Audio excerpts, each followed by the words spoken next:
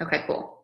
All right, you guys. So as you know, we had to hop over to Zoom just because we're just not famous enough, I guess, with Facebook to be able to live stream together in the team page. So that's okay though. This is super easy to do. And for those of you who can't hop on right now, we're just going to record this and offer it up to the team as our webinar for this week.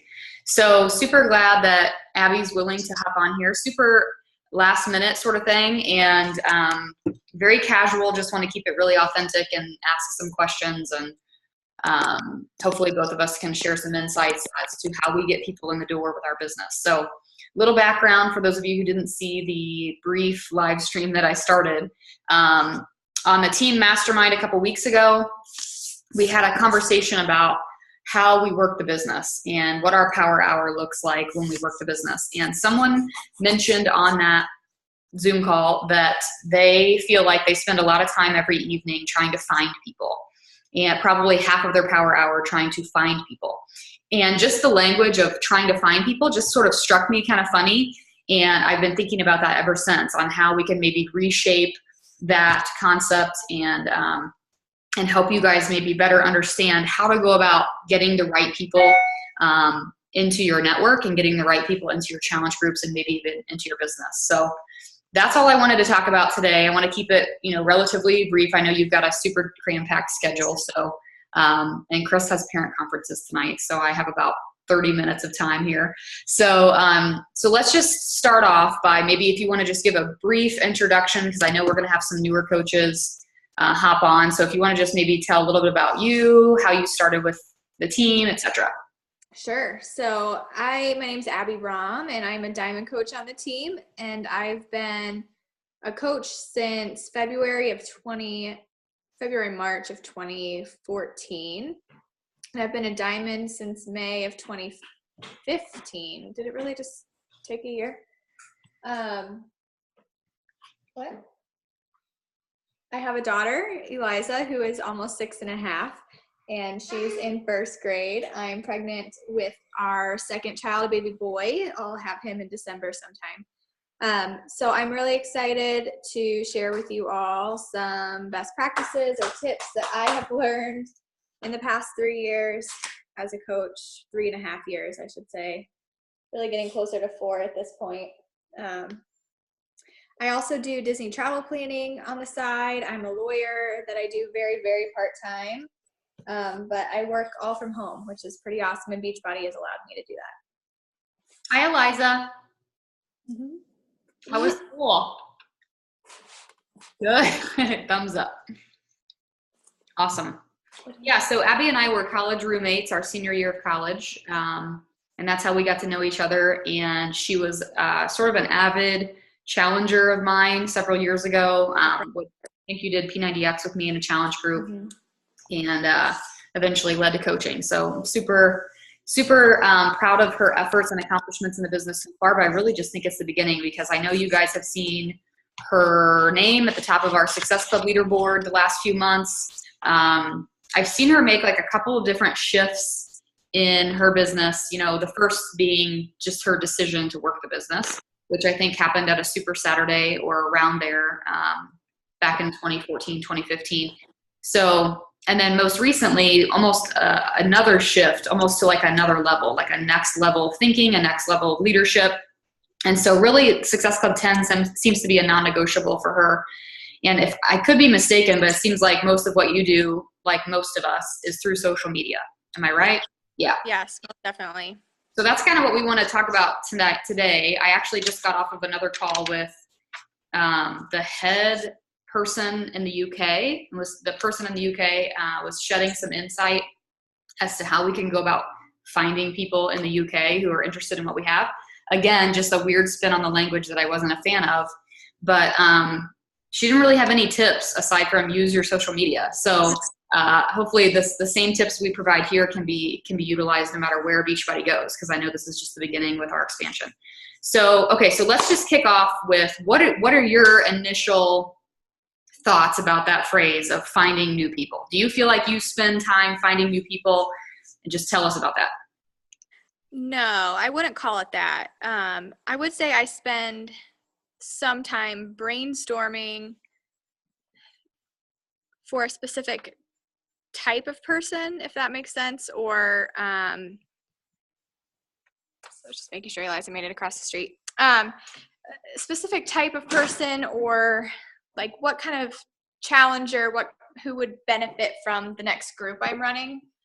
But by and large, the people I'm reaching out to, I might not necessarily have something specific in mind. It's more of just more natural conversations or connections that may lead somewhere or may not lead somewhere. So I would say I spent some time brainstorming about the particular challengers that would benefit from the next group, but not that I'm trying to find people to build my team or build a challenge group with. Gotcha. So you're doing a considerable amount of forming then, as far as building relationships on Facebook. So how do you reach out to people on Facebook? Do you send private messages, and if so, what types of things are you saying in those messages? I'm assuming you're not just diving straight in to an invitation, but maybe you are, and if so, you can share that too. Yeah, I would say I do a little bit of that, but mostly not. So I feel like I spend a lot of time on Facebook in general. I don't think it's all mindless. I don't think I'm wasting too much time, but I do try to interact with people a lot on the front page, on the news feed, which helps. I think building affinity is the phrase that's thrown around sometimes. I don't know what that means necessarily all the time technically, but as far as just making sure that I am being active participants in other people's lives, so that when I do reach out to them, whether it's like your traditional kind of hey girl message, where I'm just commenting on something I've seen them post about, or something their kids have done, or if they are all of a sudden taking an interest in cooking or fitness, something I can comment on, but that's not coming completely out of the blue because I've been liking their stuff, commenting on their stuff for, being a friend, being a Facebook friend and not just an observer. And then on the other hand, I'm also doing, it's almost what I call a cold invite, but I've kind of learned from conversations that we've had with other people on our team that that's not what other people consider a cold invite necessarily. But I do send, not necessarily random, but I do send targeted invites to people that I may not have talked to in the last year, in a private message. Now I've been following them on Facebook. I've been observing what they're doing. I've been liking and commenting. I may have had in-person conversations if they're like a in real life friend, but I will send them a message that starts with, hey, I was thinking about you. I think you'd be a great fit in my next challenge group. Here's what it is. I think you'd love it, or I know you'd love it. And that might be the first message that we've had in a year or maybe ever, but it's definitely not the first interaction that I've ever had with them. Mm-hmm. Cool.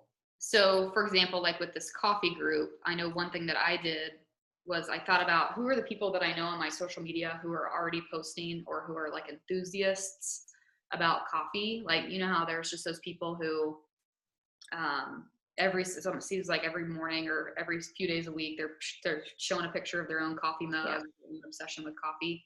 I reached out to maybe 4 or 5 people who are obsessed with coffee, and I had a couple people that were like, no, I have it my way, I don't need any help. And then I had a couple people who did take advantage of the clean up your coffee challenge. So kind of just almost like what you're saying, like you're aligning what you've seen on their Facebook as potential interests in the types of things that we offer in our groups, and you're kind of just making the connection to that for them by sending them a private message, right? An invitation, or just forming a relationship. So how do you add to your network? Lately, I've been adding mostly through the people you know tool, which seems kind of obvious, but I don't know if we're really going deep into that very often. I have a lot of people in my larger hometown. Like, I come from a small town.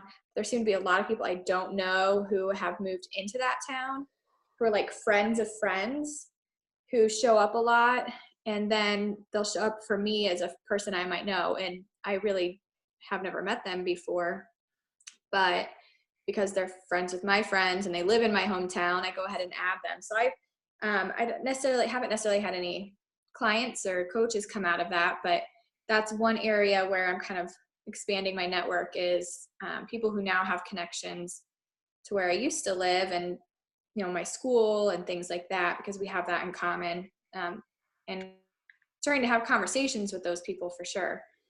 I also, this isn't necessarily a new add to my network, but I am part of a mom's group online who have been a group of friends and support group for me longer than I've been with Beachbody. And so it's a great resource, and a lot of my friends are in that group. So that's something outside of Facebook. That's a different kind of group that I've been a part of that has been an easy way to reach people that I wouldn't have necessarily ever known in my day-to-day life had I not been a part of this group. And then also, we'll see how it goes, but I've added myself to some like due date pregnancy groups recently. I do have a couple of new friends out of there, friends on Facebook who are local to Indy.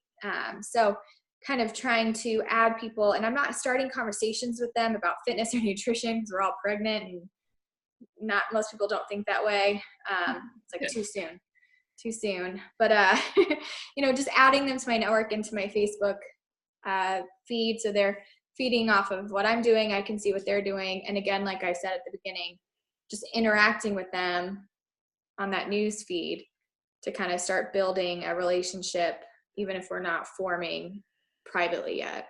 Mm-hmm. So basically joining kind of interest groups. Yeah. That sort of thing. Are you an Instagram girl? Are you using Instagram stories? I don't use Instagram, so I don't know what it is. No, I dabble in Instagram. I think Nicole, Tara, and Aaron use it way better than I do. I do sometimes, like, I hashtag and get a lot of new followers almost every time I put a bunch of hashtags out there. Cool. Okay, so I jotted down some things that I want to make sure. Gary just called me. Oh, you're fine. Darn it, Gary. Sorry. You're fine. Gary called me in the middle of the sentence. That's okay. No, but those followers, I need to learn Instagram a little bit better. I wouldn't say that I'm getting anything there. Yeah, I've recently made it an endeavor for me to research more of Instagram, because I've built my business so far on Facebook alone, which is same here. Pretty crazy, but I don't think it can carry me forever. So Instagram, I think, is where we're headed. So, okay, so real quick, I wrote down some things that we talked about specifically on our team mastermind a few weeks ago when it came to this topic, and I just wanted to bring it up to you to get your feedback on it. One is the concept of curiosity marketing, which is something that Shalene introduced at Summit. That's, I guess, her phrase, or the way that she summarizes it, which basically means that you're sort of breadcrumbing and you're sparking curiosity in your followers so that they then will maybe ask you for more details or whatever. So kind of is different than, I think, what we have done in years past, which is considered attraction marketing, which is where you're okay in that regard with not just building curiosity, but also at going for the ask on social media. So now Shalene's telling us that doesn't always work. Stick with just the curiosity marketing. Try to spark people's interest. I've seen that you've done a great job with it, because, I mean, you and I are great friends. And I mean, if I wanted to text you, I'd probably get a response from you in 5 minutes. So I could ask you anything I want to ask you, but there's still something interesting about how you're presenting your life on your Facebook. And it seems like that's been an intentional thing that you're doing. So things that I've noticed are like you're sharing, just how you organize the toy room, right? Like things that other moms might be interested in knowing about. You've posted a lot more photos with you and Gary working out together, kind of showing that like spousal support and that sort of thing. So can you tell us a little bit about maybe any sort of maybe you haven't had a strategy, but is there any strategy behind your curiosity marketing and how you're putting yourself out there on social media? Because I know you've said people have been reaching out to you. I think it's really been a mental intention to go back to the basics almost, that when I was so focused before on like attracting people, that I was focusing too much, my posts were focused too much on the Beachbody aspects, even if I wasn't being super salesy or anything, or I was overthinking all the transformation posts, which I think I had some really great ones. So I'm not saying not to do that. I still do that too, but overthinking and getting almost too, like in my head, I was feeling so emotional all the time. So I think I was losing a little bit of balance there.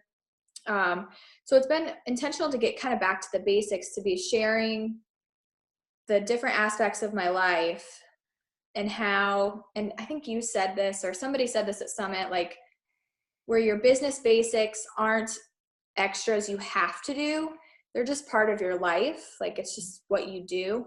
Mm-hmm. So to get back to the marketing and Facebooking and sharing as just being natural to what I do, like I shared 3 posts in a row today already. It felt like to me, I'm like, oh, am I posting too much too soon? I'm like, I'll forget if I don't do it now. So I just posted the thank you to you for that sweet notebook you got me.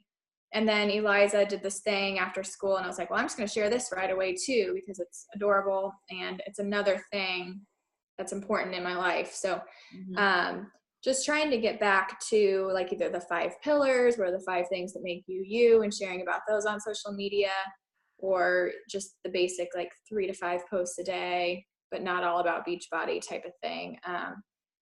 So I feel like that's been my intention, without being like super obvious all the time about what I'm doing or why I'm posting it.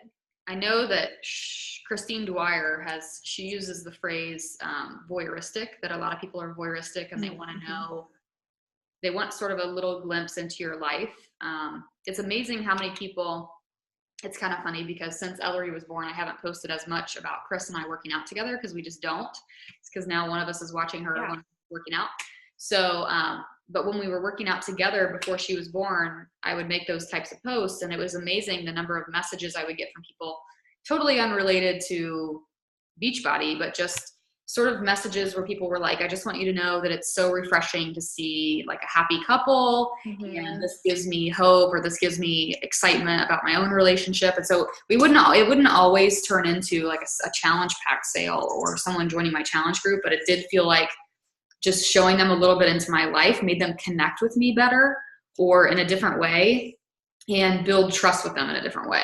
Yeah. So I think that gets at what you were just saying too. But yeah, so real quick, I did the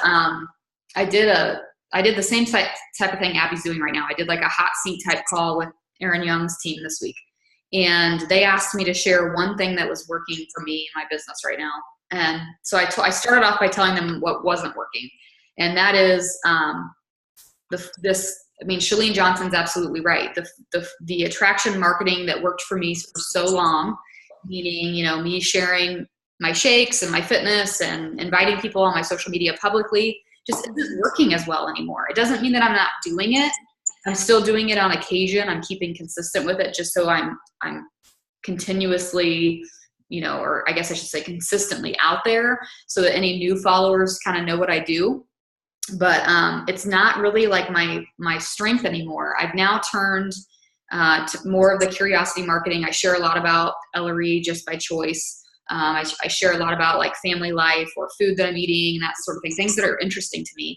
And then I'm actually doing a lot of my like calls to action or invitations. I'm doing that through email marketing. So if anybody on this that's tuning into this, if you have an email list or you're working with MailChimp, even if you only have 3 people on your email list, I think a lot of people, it's more common that they open their email than that. It's more likely they're going to open your email than they are going to see your Facebook post. So that tends to be where I try to do my upsell. That's where I try to invite them to my challenge group. So I'll just throw that in there as sort of an extra thing that's working for me right now. So do you ask for referrals for everyone who joins your groups? I don't. You don't? Okay. I don't. I have. I can't say I've ever received a referral, which is probably why I stopped asking, which is not a good reason to stop asking. Now that you're achieving like Success Club 10 pretty consistently, that could be 20 pretty consistently. Yeah. If everybody brings someone. So that's something to. What about free groups? Are you running free groups at all, or 7-day groups, or? I haven't been. I always run one around the holidays, well, not just like one, but usually a couple around the holidays. So that's in the plans. With Clean Week, I do plan on looking to add people to our team group. And I have people, well, that wasn't free. The coffee group wasn't free. But no, that hasn't been a staple of my business, the free groups. I typically do them in the fall/winter. When I look back and think of a cycle, I don't know if I'm just busy the other time of the year and haven't made it a priority, but it feeds into the beginning of the year. So maybe there's a method that I'm not realizing. No, the reason I ask is because I think we're very similar. Like I'm the same way. I mean, the 7-day coffee group is the first group that I've done that wasn't a full out challenge group for a really long time. I did my first sort of like curiosity type post about the 7-day clean eating challenge. I put it into my email blast yesterday, and I also put it out on Facebook. I had a bunch of people message me about the free group, and they were people that I haven't even been forming with or haven't even been talking to. So it's sort of piquing my interest a little bit, but I do have to say that like, it's really hard when you've created a business where people expect to pay to get in to work with you to then back off of that and say, hey, I'm offering something for free. It kind of just changes things. So I'm trying to figure out myself how to make that transition, or if I want to do that, or if so, how often. So it sounds like you're in the same boat. Like people want what you have to offer. They know that we have awesome meal plans. They know that you're going to offer an incredible experience in the challenge group. So they have no problem paying the $160. So offering a free group is sort of, it doesn't really, you don't necessarily need help with your lead funnel. So, but that's definitely something that new coaches I think should consider. And I think we're going to do more of as a team, because I think this coffee group is going well. Yeah. Okay. So anything that I didn't cover in regard to finding people or reaching out to people that you think I should have asked, or anything that you want to add? Not necessarily they should have asked, but this is just something that I think, I don't think I'm unique in this, but it is something I do. And I think Kim joined the call a little bit ago. I don't know if she's still there or not, but hi, Kim. She'll relate to this because and Nicole, like my coaches will totally nod their heads when I say this, but I don't give up on people. And you didn't give up on me either. So, that says something. When I have conversations with people and they say, no, not right now, or just, I'm not interested, I will always follow up, whether it's in 2 weeks or it's 6 months, or in some cases in August with Team Cup, a year. I had several challengers that I last spoke to a year ago that joined my group when they had said not now a year ago. And I ended up waiting a year to ask again, and then they said yes. When it comes to people I really want on my team as a coach, like I will continue to ask, not in an obnoxious way, but in a confident way. In a confident way, and they tend to say yes after whatever period they need to get the right feel. And I relate to that because I went through the same thing. So I just feel like you can't give up on people you have a gut feeling that would either fit into your group well or that would fit with your team well. Just be consistent in your ask and genuine in your interest. For sure.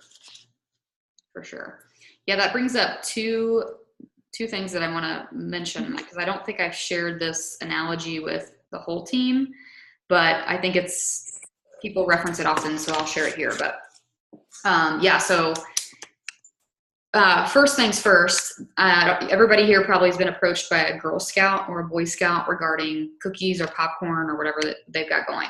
So you guys, at least in Indianapolis, we have, the Kroger grocery stores. They usually have little Girl Scout or Boy Scout booths set up during Girl Scout cookie season or whatever, so that when you walk in the grocery store, there's a cute little Girl Scout there to ask you if you want cookies. And so this last time that they were selling Girl Scout cookies, I was walking into Kroger with my grocery list, and when I walked in, there were 2 little girls. I guess you could say, I would say they were sisters. I didn't know that at the beginning. The older one was in was in like the Girl Scout outfit, and her mom was sitting behind the table. And when I walked in, she was like, "Would you like to buy any Girl Scout cookies today?" And I was like, "No, thanks." And I kept walking. I went into the grocery store. I bought my groceries. 20 minutes later, I'm walking out of the store, and the little sister, who wasn't a Girl Scout yet, I don't know, maybe like 6, like pretty young. She's sitting there, you know, no Girl Scout outfit or anything, and probably paid no attention to the fact that her sister already asked or anything else. And as I'm walking out, she's like, "Do you want to buy some of our awesome Girl Scout cookies today?" And she was just so excited and she was so cute that I almost just said yes, even though I don't even eat Girl Scout cookies. But I was like, "No, thank you." And she was like, "That's okay. Have a great day." And I walked out of the store, and I sort of had this moment, because I think at that same point, we were offering some sort of training with the team. And so it was kind of on my mind about how to approach people. And it made me realize like how different of an experience the customer or the client has when you're just asking out of confidence and excitement and enthusiasm, and you have this amazing confidence about you that doesn't really care what they say. You just know that what you have is awesome. Like she was like, "We have these awesome Girl Scout cookies. Do you want any?" And when I said no, she was like, "Okay, have a great day," right? Like she just moved on. And I think part of that was her age, right? She hasn't gone to school yet. She hasn't had any influence. She hasn't had anybody say, you know, "Don't do that" to her or whatever. Whereas the older sibling has, right? Has probably received more rejection. So I think that that's something to just think about in our business too. Like, are we inviting people with enthusiasm and passion and confidence? We don't necessarily care if they say no. We just come back to them the next time they walk into Kroger, the next time they walk into our life, we're going to ask them again. I think that's a really powerful question to ask yourself. The second thing I want to mention, which is totally in line with that, at the Diamond training at Super Saturday a couple weeks ago, I shared one major tip with the group, which was to be more bold in your invitations and to be more bold in your conversations. So, you know, when on our mastermind a few weeks ago, when someone said that, when they threw out the language of finding people, having to find people, it made me think, well, maybe if you're kind of on the hunt, like if you're kind of seeing yourself as like this hunter that's out to find people that want what you have, maybe there just needs to be a mindset shift. And maybe instead it's, I have something awesome to offer. Let me see tonight who's going to come to me. What can I put out there that's going to make people want to come to me to see what I have to offer? And so my tip behind this is that the next time you're talking to somebody about your challenge group, or next time you have someone in mind, even if you haven't had a conversation like Abby said, if it's just someone in the back of your mind that you feel like would be a great fit, send them a message. And instead of being like the first Girl Scout and saying, "Do you want any Girl Scout cookies today?" or "Do you want to join my challenge group today?" Instead, just be like, "I need you in my challenge group," or "I want you to be part of my inner circle," right? And that's the type of language that I used with Abby in 2014. That's the type of language that I used with so many of the coaches that are on our team, because I really genuinely meant it. Like, this journey wouldn't mean anything to me if I didn't have certain people on it with me. And so when I say things to them like, "I need you with me here," I truly mean it. And I think that there's just something about that way of approaching people and having conversations that it doesn't become about finding people anymore. It becomes more about, you know, getting the people that you want with you to come with you. So hopefully that makes sense. I also think it's important to think about how you can create people, which is maybe a topic for another call. In other words, how to set people up in a challenge group so that they can become great coaches. And I think that's something that we need to talk about as a team as well. So that will be coming soon. I don't want to take up too much more time. So awesome. So thank you for doing this. I'm going to post the recording. I know it didn't work out with Facebook Live, so thanks for being flexible with Zoom. I know you've got a busy day, so I'll let you know. Thank you, Kim, and I think Michelle was on here too live. Otherwise, the rest of you guys will be hearing this through the recording. I'll post it as soon as it uploads to YouTube. I'll post it in the comments section of the team page underneath that initial live stream. Cool. All right. Thanks, Miss Abby. You're welcome. See you later. Have a good day. Have a good night. You too. See you next week. Bye. Bye-bye.